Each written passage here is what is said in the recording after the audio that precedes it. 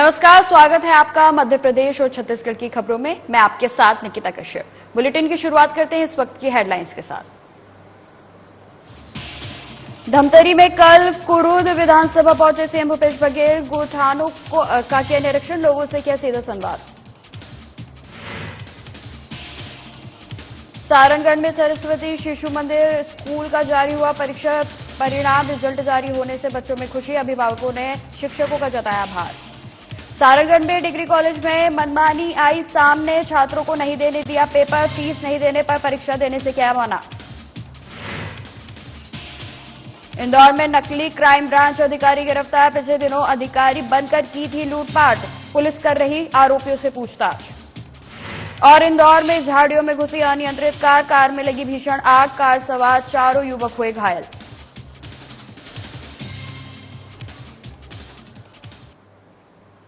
Bulletin की शुरुआत करते हैं खबर धमतरी से है, जहां छत्तीसगढ़ प्रदेश के मुख्यमंत्री भूपेश बघेल अपने निर्धारित कार्यक्रम के अनुसार शुक्रवार 28 अप्रैल को कुरूद विधानसभा के दौरे के दौरान पहले हंचलपुर पहुंचे, जहां पर हेलीपैड में कांग्रेस के कार्यकर्ताओं ने उनका स्वागत किया।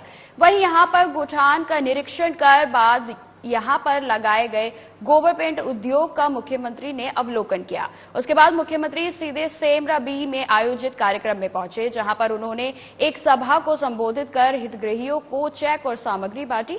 वहीं सीएम ने लोगों से उनकी समस्याओं को भी जाना। विधानसभा के अभी हम लोग हंचलपुर भी गए थे, जहां रीपा का भी जो निर्माण हो रहा है, काम भी कुछ लोग शुरू कर दिए हैं।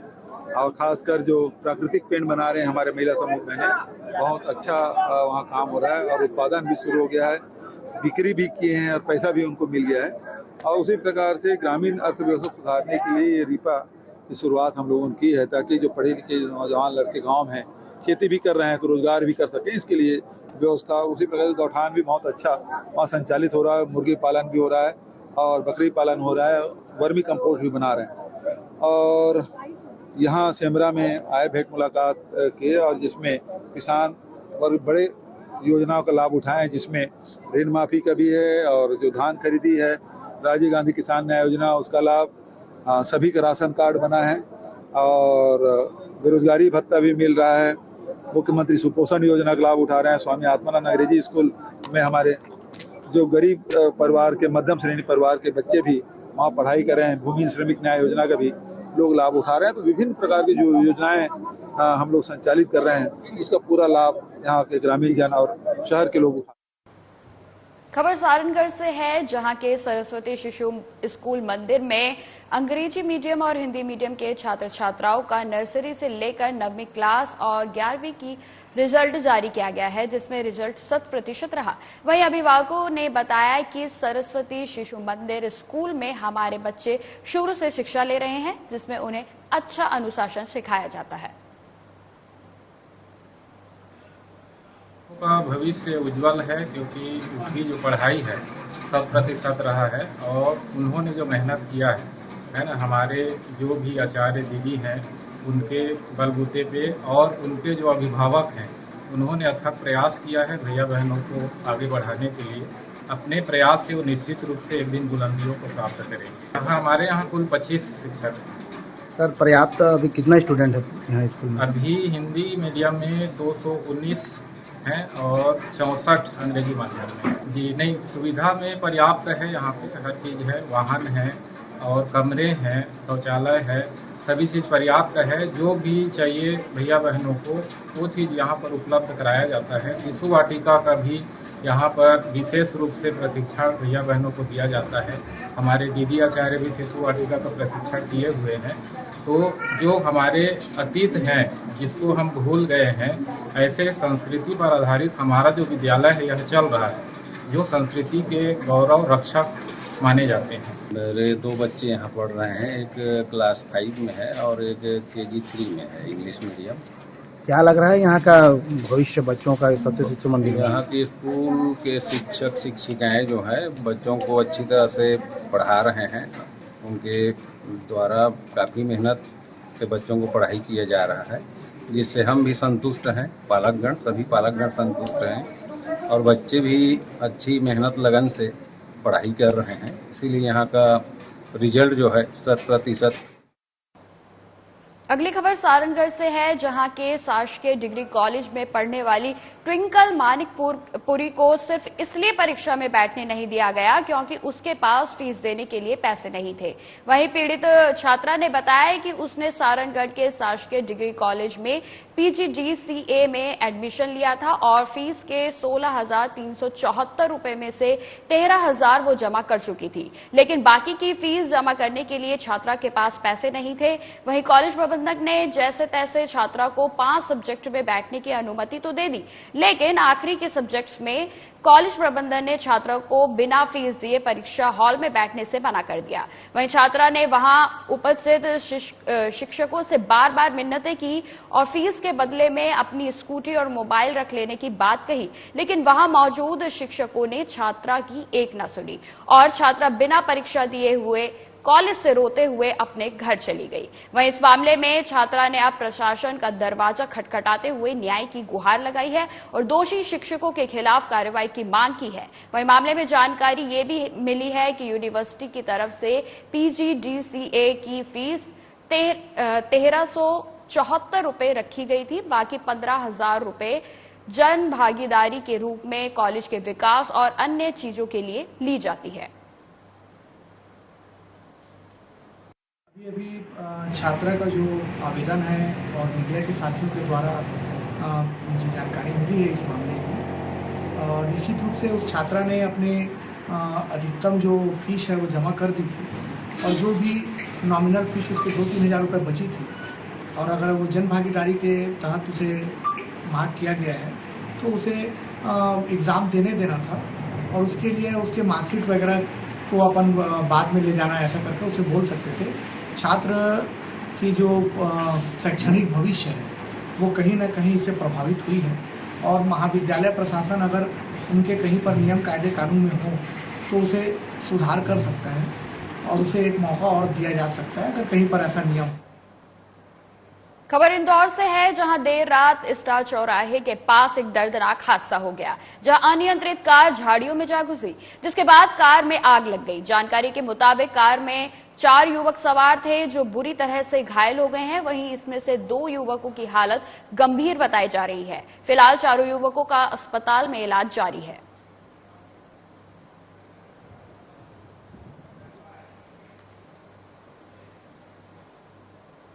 खबर इंदौर से है, जहां एक के बाद एक धोखाधड़ी की वारदातें लगातार सामने आ रही हैं। इसी कड़ी में तकरीबन कुछ साल पहले इंदौर के एरोड्रम थाना क्षेत्र के साथ ही MIG और धार जिले के थाना क्षेत्र में एक बड़ी धोखाधड़ी की घटना सामने आई थी। वहीं पूरे मामले में संबंधित थाना पुलिस ने संजीवनी कोऑपरेटिव सोसाइटी के संबंधित लोगों के खिलाफ विभिन्न धाराओं में मामला दर्ज किया था। वहीं मामला दर्ज करने के बाद इस पूरे मामले को CBI को सौंप दिया है। वहीं अब तीनों ही मामले में CBI की तरफ से जांच की जाएगी और अब इस पूरे मामले में आने वाले दिनों में आगे की कार्रवाई CBI ही करेगी। इसमें इंदौर जिले में 2 प्रकरण बड्स एक्ट, जो अविनियमित जमा योजना प्रतिबंध अधिनियम है, उसके अंतर्गत संजीवनी सोसाइटी जो कोऑपरेटिव सोसाइटी थी उसमें अवैध रूप से निवेशकों से पैसा जमा करना और फिर रिटर्न देने का उनको वादा करना और उसके बाद रिटर्न नहीं देना, उसके ऊपर कार्रवाई करते हुए एक थाना एरोड्रम और दूसरा थाना MIG में 2 अपराध पंजीबद्ध किए गए थे। थाना एरोड्रम में अपराध क्रमांक 353/2020 2020 में किया गया था, जिसमें कुल अभी तक 6 आरोपी थे। उसमें से 4 आरोपियों की गिरफ्तारी हो चुकी है।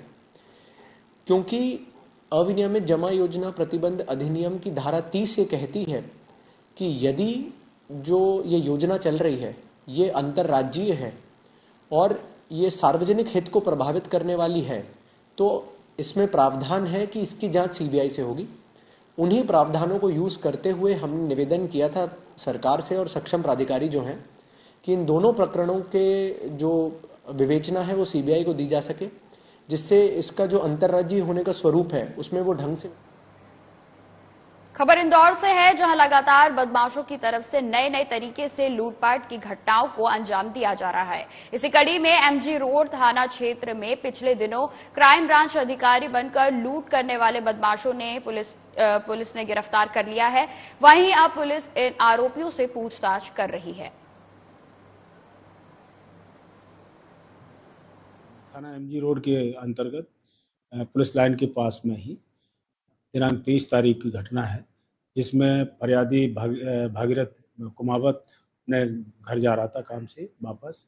उसी समय आरोपीगण मिले और उनको रोक के रास्ता रोका और उसको थ्रेटनिंग दी, जान से मारने की धमकी दी और उनसे पैसे छीन लिए, जिस पर से थाना एमजी रोड में प्रकरण पंजीबद्ध किया गया और जांच में लिया गया। जांच के पश्चात आरोपियों की आइडेंटिफिकेशन की कार्रवाई की गई, जिसमें जानकारी मिली कि नीरज आरोपी है और एक अमित, इन लोगों के द्वारा घटना घटित की गई है। इस पर से नीरज को गिरफ्तार किया गया और पुलिस रिमांड पर लिया गया, पूछताछ की जा रही है।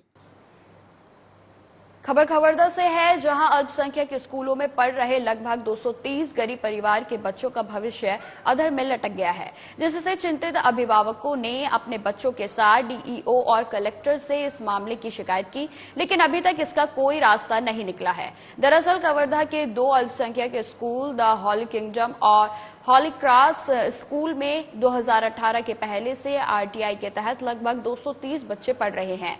वहीं 2018 के बाद से शासन ने अल्पसंख्यक स्कूलों को आरटीआई के दायरे से मुक्त कर दिया है और अब 2018 के बाद से इन स्कूलों को आरटीआई के तहत मिलने वाली राशि भी बंद कर दी गई है, जिससे स्कूल प्रबंधन ने बिना फीस के बच्चों को पढ़ाने से मना कर दिया है। वहीं स्कूल प्रबंधन के इस फैसले के बाद से आरटीआई के तहत पढ़ने वाले बच्चों और उनके अभिभावकों की नींद उड़ गई है। अब आगे देखना यह होगा कि आखिर कब तक इनकी समस्याओं का प्रशासन हल निकालता है।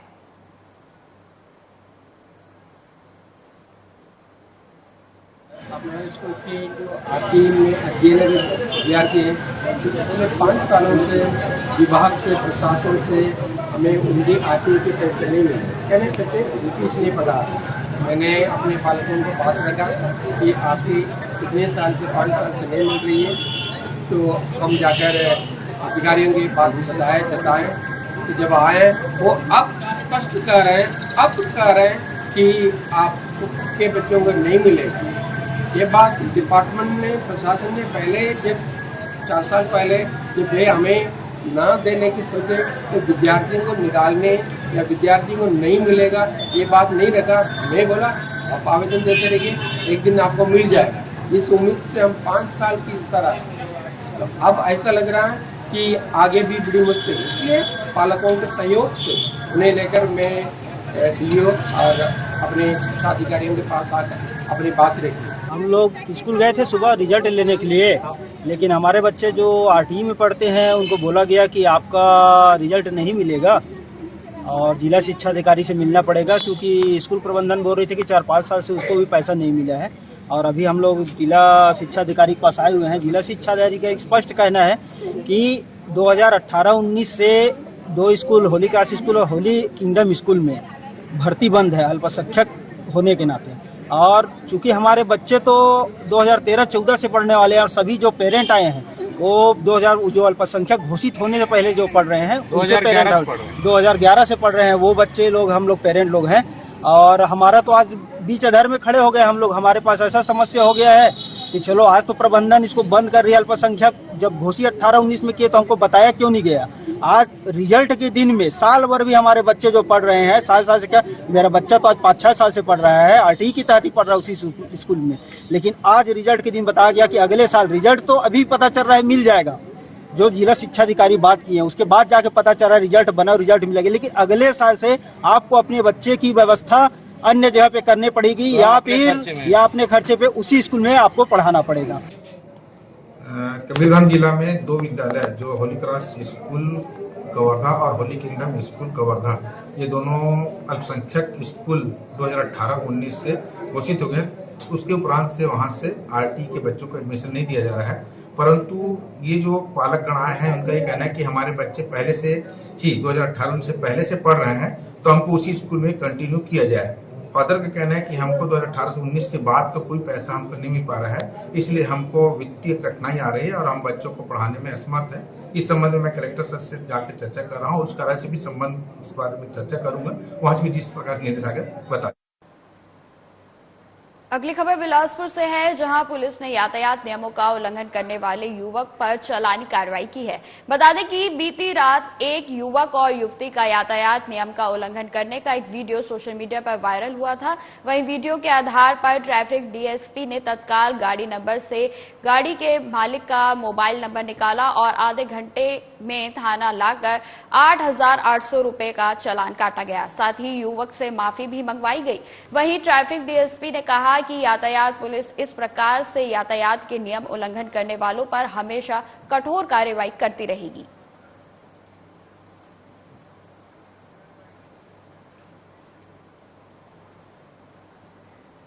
खबर बिलासपुर से है, जहां पुलिस को बड़ी सफलता हाथ लगी है। पुलिस ने घर में घुसकर मारपीट करने वाले 2 आरोपी को गिरफ्तार किया है। मिली जानकारी के मुताबिक आरोपी शराब के नशे में आकर अश्लील गाली गलौज कर जान से मारने की धमकी दे रहा था, जिसकी शिकायत पार्थी ने थाने में की, जिसे गंभीरता से लेते हुए पुलिस ने आरोपी को गिरफ्तार कर आगे की कार्रवाई शुरू कर दी है।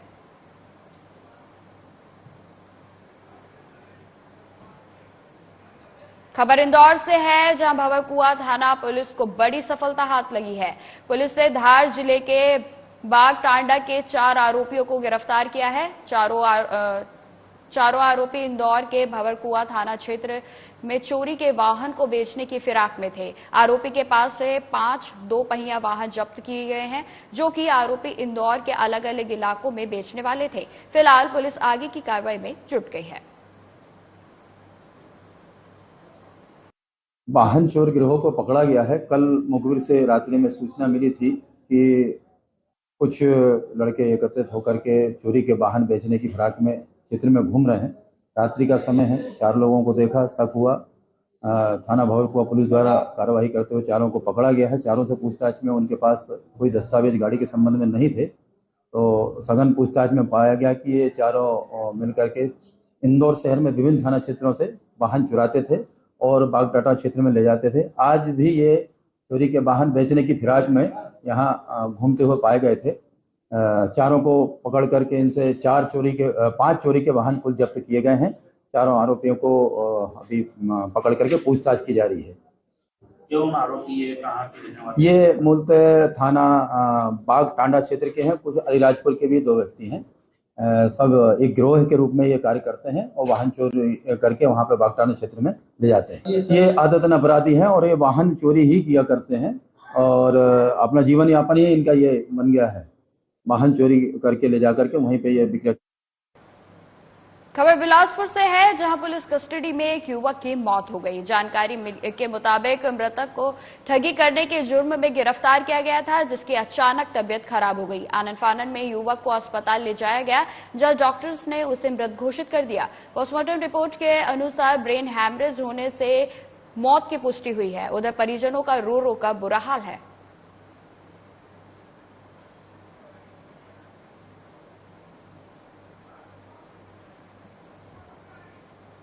को थाना तारबहार में 420 केस में गिरफ्तार किया गया था रात में और उसको रखा गया था। सुबह उसको कुछ अनइजीनेस फील हुआ और कुछ अच्छा नहीं लग रहा था, जिस वजह से उसके कहने पर हॉस्पिटल ले गए। हॉस्पिटल में उसका जांच हुआ, ईसीजी वगैरह, और फिर डॉक्टर ने उसको मृत घोषित किया है। इसके बाद हम लोग एक न्यायिक मजिस्ट्रेट से इसकी जाँच कराएंगे कि किस मृत्यु का कारण क्या है और फिर उसके बाद ही आगे की रिपोर्ट पेश की जाएगी। प्रथम दृष्टया लग रहा है कि कुछ हार्ट अटैक वगैरह हो सकता है, जिस वजह से उसकी मृत्यु होगी और उसकी जांच न्यायिक मजिस्ट्रेट से करें।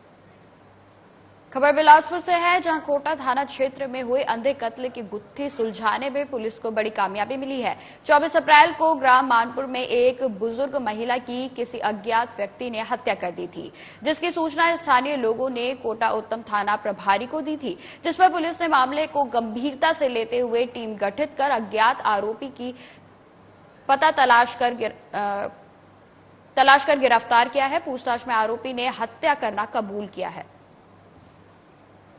23 को सवेरे सुबह 6 बजे करीब मेरे को सूचना मिली कि मानपुर शिवतराई में एक महिला की हत्या हो गई है घर। तत्काल सूचना मिलते ही वरिष्ठ अधिकारियों को अवगत कराते हुए घटनास्थल हम लोग रवाना हुए। वहाँ जाकर के देखे तो मृत महिला रूपा जगत जो अपने घर के आंगन में पड़ी हुई थी, जिसके चेहरे और गर्दन में काफ़ी ज़्यादा चोट थे। देखने पर ऐसा प्रतीत हुआ कि इसे कोई घर में घुस करके पत्थर से मारा है। तत्काल dog squad, FSL team, SCU team सभी को सूचित किया गया। तत्काल सभी पहुँचे। उसके बाद अतिरिक्त पुलिस अधीक्षक ग्रामीण राहुल देव शर्मा साहब पहुँचे और उनके निर्देशन में फिर लगातार छानबीन की जा रही थी। इसी बीच इस हत्या के संबंध में पता चला तो कई लोगों से पूछताछ की, गांव वालों के सारे बयान लिए गए कि कुछ भी सुराग नहीं मिल रहा था। तब पुलिस कैंप लगा करके वहां इस मामले को निकालने के लिए लगातार प्रयासरत थी। खबर सारंगगढ़ से है, जहां 29 वर्षीय युवती मनीषा लहरे ने फांसी लगाकर आत्महत्या कर ली, जिससे पूरा परिवार सदमे में है। परिजनों ने इसकी सूचना थाने में की। घटना की सूचना मिलते ही मौके पर पहुंची पुलिस ने शव को कब्जे में लेकर पोस्टमार्टम के लिए अस्पताल भिजवा दिया। फिलहाल पुलिस तमाम धाराओं के तहत मामला दर्ज कर आगे की कार्रवाई में जुट गई है। वहीं पोस्टमार्टम रिपोर्ट के आने के बाद ही मौत के कारण का पता चल पाएगा। कल रात के लगभग 9:30 बजे की घटना है। सूचक है प्रदीप कुमार लहरे, पिता योग राम लहरे। थाना में रात को 10 बजे आपने सूचना दी है। इसकी बहन मनीषा लहरे 29 वर्ष, जो अपने घर अंदर पंखे लगाने का हो, उसमें चुनरी में फांसी लगा के खत्म हो गई है। ये मर्ग इंटीमेशन थाना में दर्ज कर आज प्रातः पुलिस के द्वारा मर्ग पंचनामा कार्रवाई की गई है। डेड बॉडी को पीएम के लिए सारंगगढ़ भेजी गई है और उसके मर्ग जांच चल रही है कि आत्महत्या करने का कारण। खबर इंदौर से है, जहां एरोड्रम थाना क्षेत्र में पति ने पत्नी को पार्लर जाने से मना किया, जिससे नाराज होकर पत्नी ने फांसी लगाकर आत्महत्या कर ली। बता दें कि मृतका की शादी इंदौर निवासी बलराम से 15 साल पहले हुई थी, लेकिन विवाह के बाद दोनों में अक्सर विवाद होता रहता था। मिली जानकारी के मुताबिक पति घर में ही सिलाई का काम करता था, वहीं पत्नी पार्लर जाने के लिए विवाद कर रही थी तो पति ने मना कर दिया, जिससे नाराज होकर पत्नी ने फांसी लगाकर आत्महत्या कर ली, जिसकी सूचना पति ने थाने में दी। सूचना मिलते ही मौके पर पहुंची पुलिस ने शव को पोस्टमार्टम के लिए अस्पताल भिजवाया। फिलहाल पुलिस परिवार के बयानों के बाद आगे की कार्रवाई में जुट गई है। महिला ने स्कीम नंबर 51 में अपने घर के अंदर फांसी लगा ली थी, जिसका नाम रीना, पति बलराम, उम्र 34 साल, निवासी 1238, स्कीम नंबर 51 है। महिला के पति द्वारा ये बताया जा रहा है कि वो ब्यूटी पार्लर जाना चाहती थी, उसके मना करने के कारण गुस्से में फांसी लगा ली है और अभी जांच जारी है। मेरी पत्नी रीना जादव, स्कीम नंबर 51। कितनी उम्र थी? 33 साल। क्या जॉब आप करते थे? नहीं। क्या घटनाक्रम हुआ? घटनाक्रम यह हुआ, दोपहर में ब्यूटी पार्लर जाना था, मना कर दिया। उसके पीछे विवाद करा और पीछे कमरे में जाके बंद हो गए और पंखे से फंदा लगा के। कैसे सूचना लगी थी आपको? जाली में से ऊपर ड्रम के ऊपर चढ़ के देखा तो फंदा लटक रहा था तो दरवाजा तोड़। बिलासपुर में एनटीपीसी लिमिटेड ने कर्मचारियों के बीच टीम भावना सुदृढ़ करने और शारीरिक विकास को सुनिश्चित करने के उद्देश्य अंतर्राज्य क्षेत्रीय खेलकूद प्रतियोगिता की पहल की है। इसी पहल के तहत एनटीपीसी के विभिन्न क्षेत्रीय मुख्यालयों के अंतर्गत आने वाली परियोजनाओं के बीच विभिन्न खेलकूद प्रतियोगिताओं का आयोजन किया जा रहा है। इसी कड़ी में अंतर क्षेत्रीय फुटबॉल प्रतियोगिता का उद्घाटन किया गया। इस दौरान सभी खिलाड़ियों का स्वागत किया गया। इस दौरान मुख्य अतिथि कार्यकारी निदेशक एन श्रीनिवास राव ने खेल के उद्देश्य को बताया और सभी खिलाड़ियों से खेल भावना से खेलने की अपील की।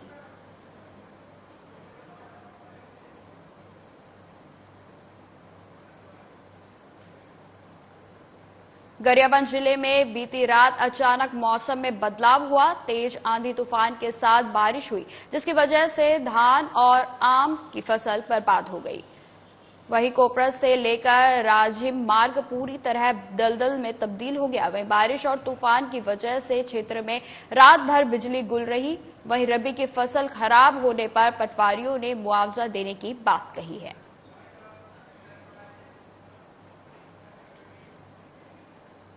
फिलहाल इस बुलेटिन में इतना ही। देश दुनिया की तमाम खबरों की जानकारी के लिए बने रहे हमारे साथ। नमस्कार।